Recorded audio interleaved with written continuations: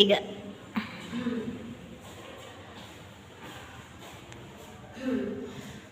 Bismillahirrahmanirrahim. Assalamualaikum warahmatullahi wabarakatuh. Waalaikumsalam warahmatullahi wabarakatuh.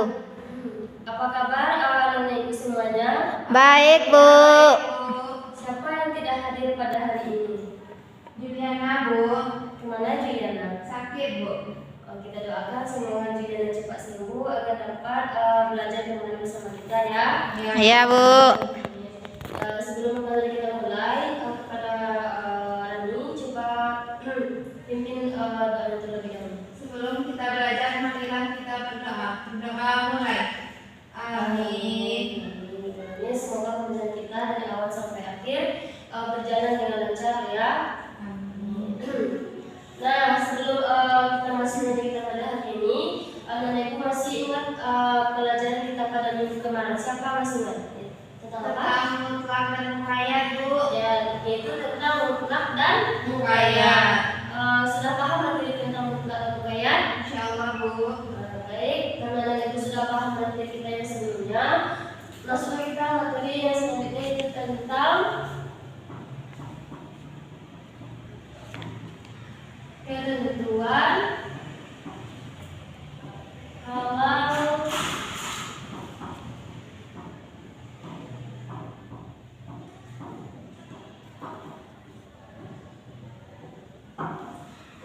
pembahasan kita pada hari ini tentang ketentuan halal dan haramnya sebuah makanan. Adapun tujuan pembahasan kita pada hari ini yaitu yang pertama, agar anak ibu bisa mengetahui dan menentukan makanan yang halal itu seperti apa dan makanan haram itu ya seperti apa. Nah, pertama kita akan membahas tentang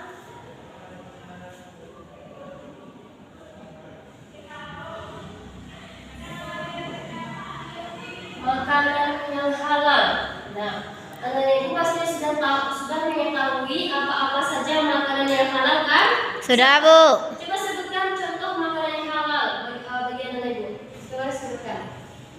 Coba nih sebutkan Makanan halal. Makanan yang contohnya Iya, contoh. makanan halal, Bu. Iya. Seperti nasi, buah-buahan, sayuran,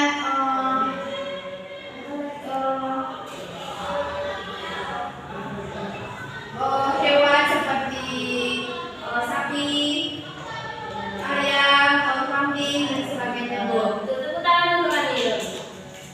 Nah, betul yang disebutkan dalam itu tersebut adalah contoh-contoh makanan yang halal yang dimana kita konsumsi setiap harinya, padanya setiap harinya kita konsumsi makanan tersebut. Nah, jadi yang dimaksud dengan makanan yang halal di sini ialah yaitu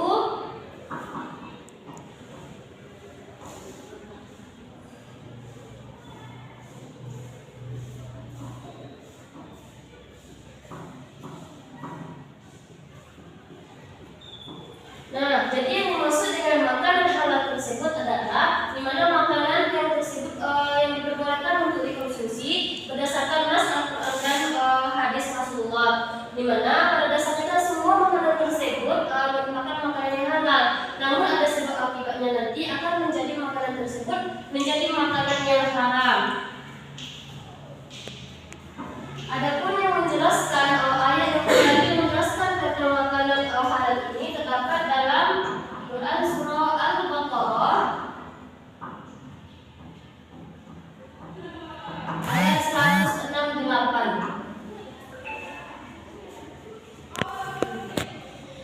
Nah, yang kan sudah dijelaskan tadi bahwa yang menjelaskan tentang atau dalil yang menjelaskan tentang makanan halal ini terdapat dalam surah Al-Baqarah ayat 168. Coba Rani buka Al-Quran dan coba baca surah Al-Baqarah ayat 168.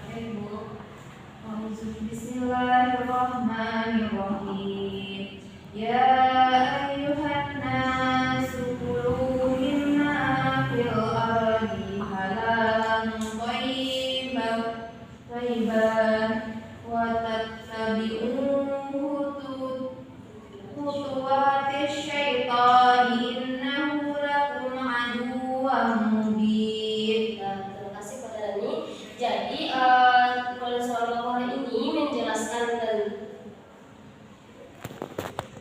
3.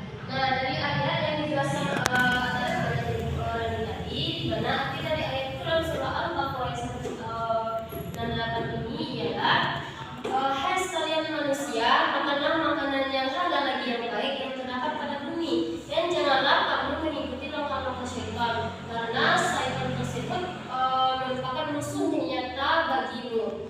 Nah, jadi ayat tersebut menjelaskan bahwa makanan yang halal tersebut yaitu halal. Tadi dijelaskan bahwa makanan yang tersebut yaitu makanan yang halal. Makanan yang halal di sini itu termasuk dengan makanan yang pada awalnya itu makanan halal dari zatnya, halal dari segi zat makanan tersebut. Yang kedua yaitu halal dari proses mendapatkan makanan tersebut atau pengelolaan makanan tersebut. Dan yang ketiga yaitu halal dari pembuatan makanan tersebut. Nah, yang kedua yang terdapat dalam surah Al-Baqarah ini ialah makanan yang baik. Di mana yang dimaksud dengan makanan yang baik di sini ialah baik untuk kesehatan kita dan tidak merusak bagi jiwa kita sendiri. Nah, adapun jenis-jenis makanan halal ialah yang pertama halal dari segi zatnya. Nah, adapun yang dimaksud dengan halal dari segi zat ini ialah pada dasarnya memang makanan tersebut memang zat makanan tersebut memang halal untuk dikonsumsi dan tidak menimbulkan mudarat yang banyak terhadap kepada kita sendiri. Yang kedua yaitu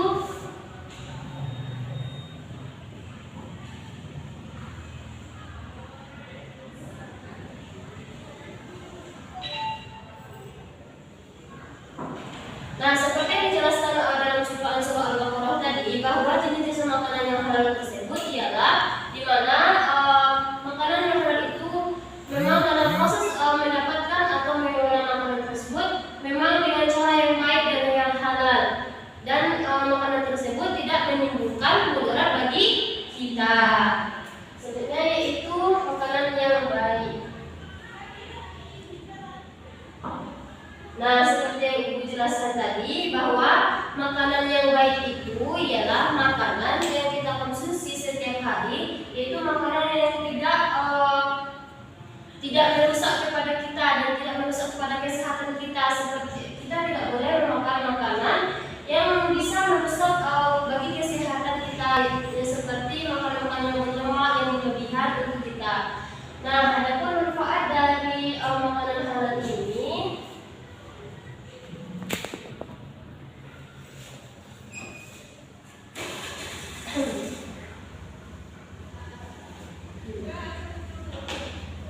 adapun manfaatnya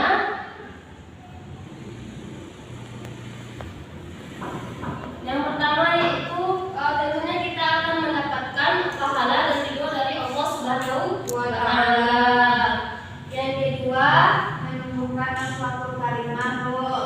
ya betul, Terjaga kesehatan kita, Bu. ya. Yang kedua yaitu apa tadi? Menumbuhkan akhlakul Karimah. Yang ketiga yaitu Terjaganya kesehatan kita, Bu. terjaganya kesehatan tubuh kita. Nah, dari makanan yang halal yang sudah dijelaskan tadi, anak-anakku sudah paham mengenai makanan yang halal. Paham, Bu. Bu. Baik. Nah, selanjutnya kita akan membahas tentang makanan yang haram.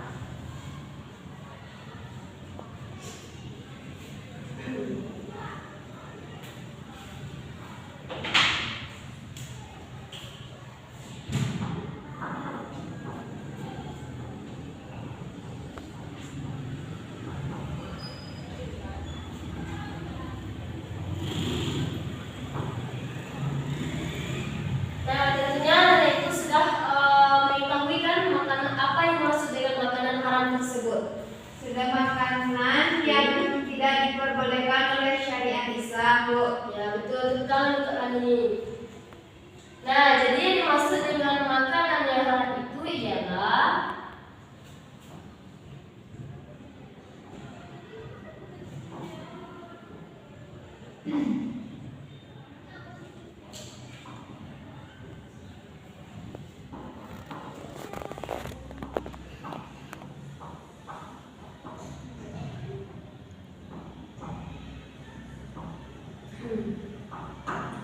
Nah, adapun yang dimaksud dengan makanan yang haram itu ialah semua makanan yang telah diharamkan oleh Allah, yaitu baik dalam Al-Quran maupun hadis, di mana pada makanan haram tersebut telah terbukti bahwa makanan tersebut bisa merusak kepada kesehatan kita dan tidak baik untuk dikonsumsi.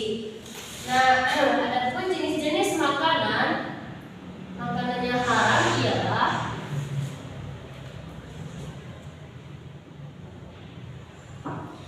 yaitu yang terbagi yang pertama yaitu haram bizatihi.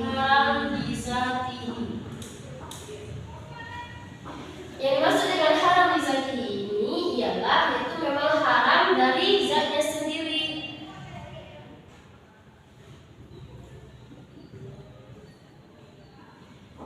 Nah, makanan haram bizatihi ini memang adalah makanan yang memang haram karena zatnya itu sendiri. Jadi adapun macam-macam dari makanan haram lizati ini, yang pertama itu daging babi. Nah, sudah jelaskan, kita sudah mengetahui bahwa daging babi ini haram untuk kita konsumsi. Sudah terdapat dalam Quran surah Al-Baqarah ayat 178. Ayat Al-Baqarah ayat 173. Yang kedua yaitu darah yang mengalir. Nah, yang kedua yaitu darah yang mengalir, baik itu darah dari manusia maupun dari darah hewan. Nah, darah yang mengalir ini haram untuk kita konsumsi.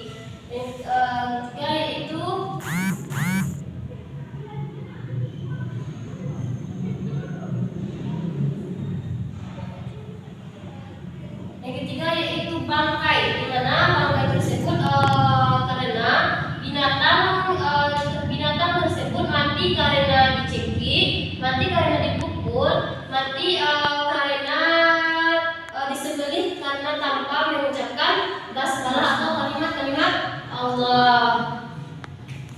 Yang selanjutnya yaitu hamal. Nah, hamal di sini sudah jelas, sudah sering kita dengar bahwa hamal ini haram untuk kita konsumsi. Selanjutnya jenis makanannya itu yaitu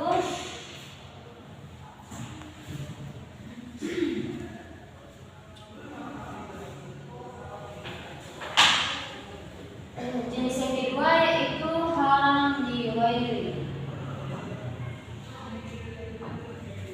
Nah, yang dimaksud dengan haram dighairi ini yaitu adanya faktor dari eksternal. Contohnya yaitu Bangkai makanan halal tapi tercampur dengan najis, Bu. ya, yang pertama kita harus tahu bangkai dulu. Di mana bangkai di sini ialah hewan tersebut mati karena tercekik. Yang kedua yaitu mati karena dipukul. Seterusnya yaitu mati karena disembelih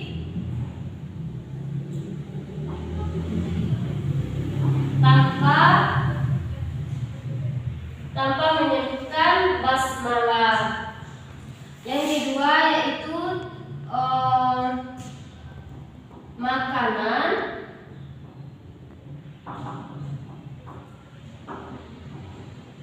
yang terkena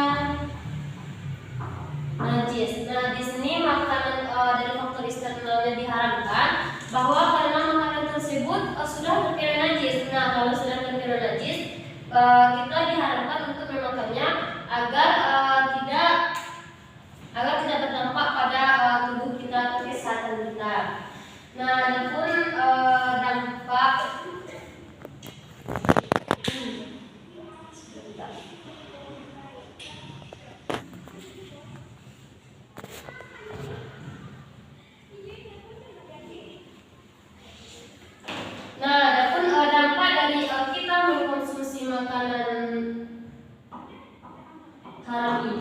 ibadah.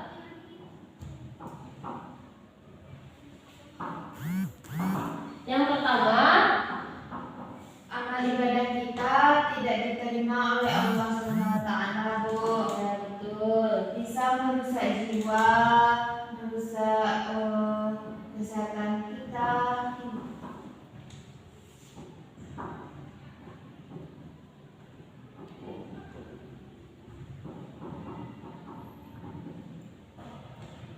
Nah, adapun dampak kita mengkonsumsi makanan-makanan yang haram di sini seperti makanan yang sudah terkena najis, daging babi, darah dan yang lainnya, maka kita amal semua amal ibadah kita itu tidak diterima oleh Allah Subhanahu wa taala. Yang kedua yaitu dapat merusak bagi kesehatan kita dan dapat merusak bagi jiwa kita sendiri.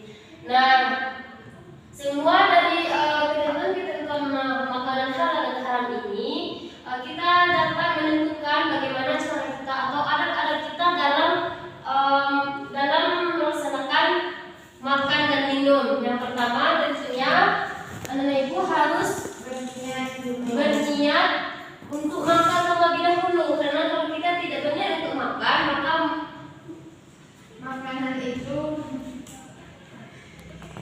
Next. Nah, tentunya kita harus berniat untuk makan terlebih dahulu. Yang kedua, dan ibu jangan lupa untuk membaca doa sebelum makan. Nah, yang ketiga, kita harus mencuci tangan terlebih dahulu.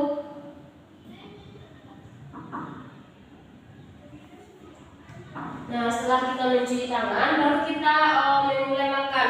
Nah, dengan makan di sini kita tidak boleh berlebihan dalam memakan makanan, karena dapat nanti merusak kepada tubuh kita, seperti makanan yang lebih lemaknya banyak, kolesterol, dan sebagainya. Selanjutnya yaitu kita dalam adat makan yaitu mengambil makanan